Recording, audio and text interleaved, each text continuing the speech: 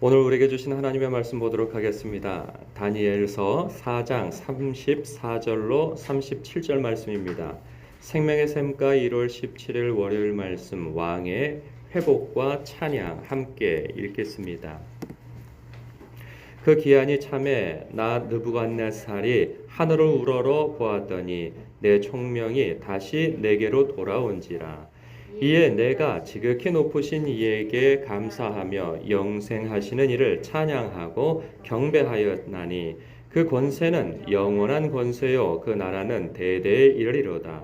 땅의 모든 사람들을 없는 것 같이 여기시며 하늘의 군대에게든지 땅의 사람에게든지 그는 자기 뜻대로 행하시나니 그의 손을 금하든지 혹시 이르기를 내가 무엇을 하느냐고 할 자가 아무도 없도다. 그때 내 총명이 내게로 돌아왔고 또 내 나라의 영광에 대하여도 내 위엄과 광명이 내게로 돌아왔고 또 나의 모사들과 관원들이 내게 찾아오니 내가 내 나라에서 다시 세움을 받고 또 지극한 위세가 내게 더하였느니라.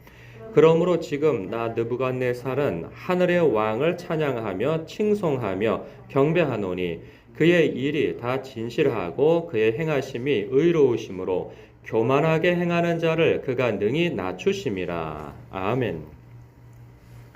책 중에 이런 책이 있어요. 제목이 하나님이 고치지 못할 사람이 없다. 박효진 장로님이 쓴 책인데요. 꽤 오래된 책입니다. 오래전에 읽은 기억이 나는데 내용은 정확하게 다 기억은 안 납니다. 그런데 그분이 청송교도소인가 거기에 교도소장으로 혹은 또 교도원으로도 있었어요. 그래서 거기에는 아주 흉악범들이 이 재소자들이 있었는데 사형 날짜를 받아놓은 사람들이죠. 그런데 그 흉악하고 교만하게 짝이 없는 포악한 사람들이 예수님을 믿게 되어지면 순한 양같이 변화되어져서 완전 딴 사람이 되어져서 이제 살다가 주님께 영광 돌리며 이제 죽음을 맞이하는 그러한 일들이 굉장히 은혜롭게 잘 간증이 되어져 있습니다. 그 책을 한 번씩 읽어보시면 굉장히 은혜가 되어집니다. 마치 오늘 말씀 속에 이 느부갓네살이 그런 사람인 것 같아요. 하나님께서 이게 상식적으로 이 사람만 보았을 때에는 이게 어디 변화될 사람으로 보입니까? 예, 이 천상천하 유아독존으로 이 세상에 자기보다 높은 사람이 없고 심지어는 자기가 신과 방불한 자로 스스로를 생각하고 있단 말이죠. 그의 정치력과 그의 위세는 그 당대의 최고였습니다. 바벨론 나라라고 하는 대제국을 건설하고 그리고 그의 야망은 가는 곳마다 전쟁에 승리하고 거기에서 거둬들인 그러한 노획물과 그러한 것들로 수많은 금은보화로 그 바벨론이라고 하는 나라를 그 건설해 나갈 때 그 찬란한 문화와 그 위용에 스스로 감복하면서 자신이 마치 신의 방불한 자처럼 여기면서 교만한 태도를 가지는데 누가 이 사람을 만질 수 있겠습니까? 그런데 하나님께서 그의 고백을 완전히 바꿔 놓으시죠. 그가 오늘 보면 7년 동안 그 짐승과 같은 삶을 살다가 이제 때가 되어져서 기한이 참에 그가 이제 다시 제정신으로 돌아오게 되어집니다. 그러면서 오늘과 같은 그 고백을 하나님께 하게 되어지죠. 그런데 이 비슷한 고백을 이전에도 한 바가 있어요. 그 바벨론이 자신의 꿈을 해몽해 주었을 때, 그리고 또 그러니까 그 해몽해 주었을 때 아무도 그 해몽을 하지 못했잖아요. 그런데 그 다니엘의 하나님을 칭송하는 장면들이 있단 말이죠. 그리고 또 그가 그 하나님을 간접 경험하였음에도 불구하고 그 이후에 금신상을 세워놓습니다. 그러면서 그 다니엘의 세 친구가 그 금신상에 절하지 않는 까닭에 그들을 풀무불에 던져 넣었죠. 그런데 하나님께서 천사를 보내셔서 그들을 보호하신 것을 보면서 그는 또 깜짝 놀라죠. 그러면서 그 하나님께 영광을 돌리고 하나님을 칭송합니다. 그런데 그때에는 다니엘의 하나님이고 사드락과 메삭과 아벳느고의 하나님이라 칭송하면서 너희의 하나님 대단하시다 이렇게 얘기를 한단 말이죠. 그러니까 그 대단한 기적을 체험하고도 여호와 하나님이 자신의 하나님이 되지는 못했어요. 그냥 여러 신들 중에 한 신에 지나지 않았던 것이죠. 그리고 아주 신기한 일을 체험한 것이지 그 일로 여호와 하나님이 나의 하나님이다라고 그는 받아들이지 못했단 말이죠. 그런데 그가 또 한 번의 꿈을 꿀 때에 다니엘을 통하여서 그 꿈의 의미를 들었단 말이죠. 그리고 경고를 들었어요. 그럼에도 불구하고 1년이 지나도록 그는 하나님께 그 하나님의 그 하나님다우심을 인정하지 못한단 말이죠. 1년이 지나서 자신의 그 권력과 그리고 자신의 그 위상 그리고 자신의 업적을 스스로 칭송하다가 드디어 그 꿈의 해몽대로 이 짐승과 같은 삶을 살게 된 이후에 오늘과 같은 그런 고백을 하게 되어지죠. 이 고백은 이전과 사뭇 달라요.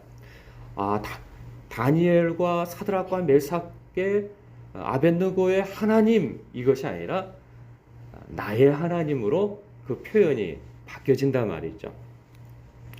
이 34절부터 35절까지의 그 말씀, 그 고백 속에 하나님의 그 크신 하나님을 이제 표현을 하죠. 그러면서 36절에 그 하반절에 보면 내가 내 나라에서 다시 세움을 받고 또 지극한 위세가 내게 더하였느니라. 그러니까 이전에는 내가 능력이 있어서 이 자리에 있었던 것이고 그리고 이 자리를 굳건하게 했으며 나의 업적이 이 바벨론 제국을 형성했다 하면서 스스로를 칭송했던 그가 이제는 내가 내 나라에서 다시 세움을 받고 그러니까 나는 세움을 받은 자 누구로부터? 하나님으로부터 여호와 하나님으로부터 세움을 받은 자라 그렇게 인식하게 되어진 것이죠. 근데 이것보다 더 놀라운 고백은 무엇이냐면 37절이에요. 그 마지막에 보면 이렇습니다. 37절 전체를 읽으면 그러므로 지금 나 느부갓네살은 하늘의 왕을 찬양하며 칭송하며 경배하노니 그의 일이 다 진실하고 그의 행하심이 의로우심으로 교만하게 행하는 자를 그가 능히 낮추심이라. 자신이 얼마나 교만했던 자인가를 깨닫게 되어진 거죠. 여러분, 이 사람은 이거 깨닫지 못합니다.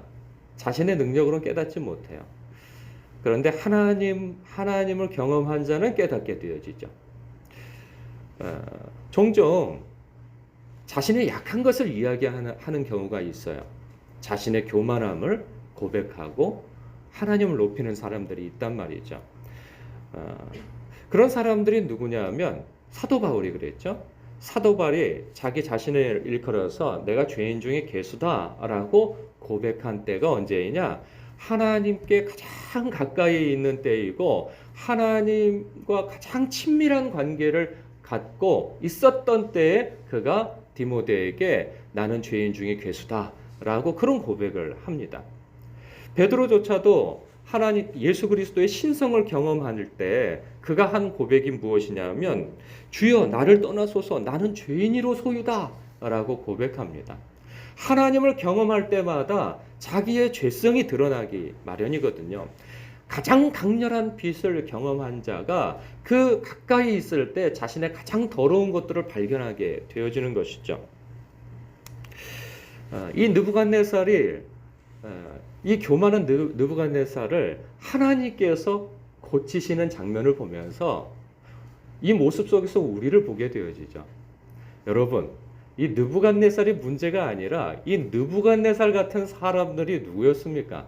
바로 우리였지 않습니까? 우리도 다 자신의 그러한 그 성에 그 왕국에 다 왕으로서 살았던 사람들이에요.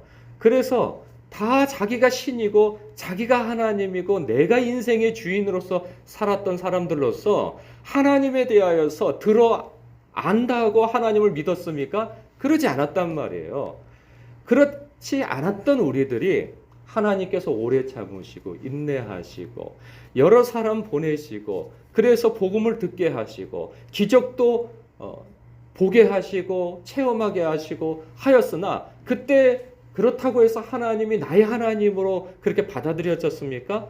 수많은 세월과 수많은 간증과 수많은 기적들과 그리고 하나님의 말씀을 들었음에도 불구하고 참으로 철판 가슴이요 참으로 교만하기 짝이 없는 그러한 인생을 살아오다가 언제 우리가 변화됩니까? 인생의 벼랑 끝에 고난 가운데 섰을 때 처절히 하나님을 붙들다가 그 하나님을 만나게 된 거 아니겠어요? 그래서 시편 기자의 고백이 참 우리의 고백이 된 바 되죠. 고난당한 것이 내게 유익이라 이로 말미암아 내가 주의 율례들을 배우게 되었나이다. 이 시편 기자의 고백 아니겠어요? 이 고백이 우리의 고백이 되었던 것이죠. 그래서 결국은 우리도 이전에는 어느 권사님의 하나님, 어느 목사님의 하나님, 어느 장로님의 하나님 그러다가 우리가 고난을 당하고 하나님을 깊게 만난 그러한 심령이 가난한 때에 주님을 만남으로 천국이 우리의 것이 되고 하나님이 나의 하나님이요 예수님이 나의 주님으로 그런 고백으로 변화되어지는 우리 아니겠습니까? 참 하나님의 놀라우신 솜씨를 경험한 바 되어져서 오늘 말씀에서도 우리 이 느부갓네살을 만지신 하나님 속에서 우리의 인생을 만지신 그 하나님의 손길을 경험하게 되어집니다. 참 오늘 말씀을 보면서 우리가 감사의 고백을 해야 되겠다는 생각이 더 들어요. 하나님께서 나를 이토록 오래 참으시고 나를 낮추시고 하나님을 인정하는 자리로 인도하여 주심을 참 감사해야 할 것이죠. 우리의 신앙의 가장 중요한 것은요, 우리 주님의 그 주님 되심을 인정하는 것입니다. 그분의 통치와 다스림 앞에 순복하는 삶을 사는 것, 이것이 하나님께서 원하시는 삶이고 우리가 추구해야 하는 삶인 것이죠. 오늘도 여러분의 삶에서 하나님의 뜻에 순종하는 하루가 되시길 바랍니다. 여러분의 삶 속에서 일상의 삶 속에서 하나님께서 말씀하시는 바가 있어요. 그때 내 마음과 하나님의 뜻이 충돌되어지는 지점이 있을 때 하나님의 뜻을 선택하는 것, 그것이 하나님의 통치와 다스림에 순복하는 삶을 사는 것입니다. 오늘도 참으로 하나님이 고치지 못할 사람이 없는 자로 나를 부르신 것을 참으로 감사하며 참으로 하나님의 뜻에 순복하며 사는 저와 여러분 되시길 주님의 이름으로 축복합니다. 기도하겠습니다.